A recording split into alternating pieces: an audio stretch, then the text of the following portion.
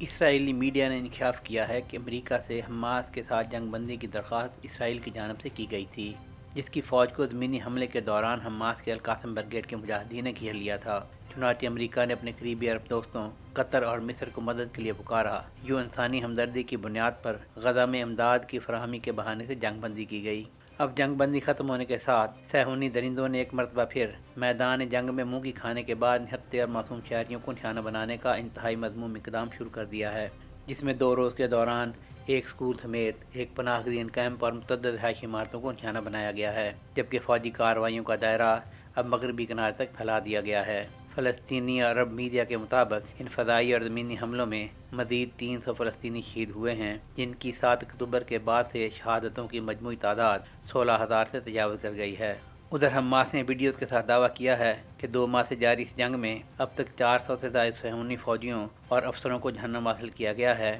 80 tank اور درجنوں دیگر گاڑیاں تباہ کی جا چکی ہیں۔ القاسم بریگیڈ کے ترجمان ابو عبیدہ کے ویڈیو بیانات اب ساری دنیا میں دیکھے سنے جا رہے ہیں، جن میں انہوں نے حماس کی جانب سے گوریلا جنگ کے آغاز کے ساتھ اس کے حتمی کامیابی تک جاری رہنے کا عزم بھی ظاہر کیا ہے۔ دلچسپ امر یہ ہے کہ عبرانی چینلز سمیت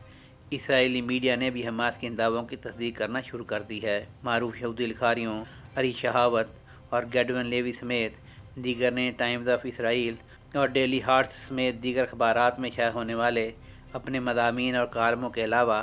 ٹی وی پروگراموں میں جنگ کے فوری خاتمے اور پائیدار امن کے قیام کے لیے 2 ریاستی حل کی جانب فوری پیش قدمی کا مطالبہ بھی کر دیا ہے۔ کالم نگاروں نے یہاں تک کہہ دیا ہے کہ وہ سارے اسرائیلی جن کے پاس دیگر ملکوں کی شہریت ہے وہ فوری طور پر یہ ملک چھوڑ دیں، کیونکہ اس جنگ کے لمبا ہونے کی صورت میں اسرائیل کا وجود قائم نہیں رہے گا اور جلدی ایک ایک کر کے اس کے دوست اسے چھوڑ جائیں گے۔ آج کا امریکی اعلان اسی کی جانب اشارہ کرتا ہے، جس میں نہتے فلسطینی شہریوں کے خلاف کارروائیاں کرنے والے اسرائیلیوں کو امریکی ویزا جاری نہ کرنے کا عندیہ دیا گیا ہے۔ ایک بائیں بازو کے یہودی لکھاری کا کہنا ہے کہ 72 سالوں بعد ہمیں مان لینا چاہیے کہ فلسطینی ایک حقیقت ہیں، جن کا وجود تسلیم کیے بغیر اور انہیں ان کی زمینیں واپس کر کے اپنا ملک تعمیر کرنے کا موقع دیے بغیر ہم کبھی امن حاصل نہیں کر سکیں گے۔ اس نے کہا ہے کہ ہم نے فلسطینیوں کو کرپٹ کرنے، ذہنی اور جسمانی پسماندگی کا شکار کرنے اور جیلوں میں ڈالنے سمیت ہر حربہ استعمال کر کے دیکھ لیا ہے، مگر وہ ہر بار زیادہ قوت کے ساتھ مزاحمت کرتے دکھائی دیتے ہیں۔ چنانچہ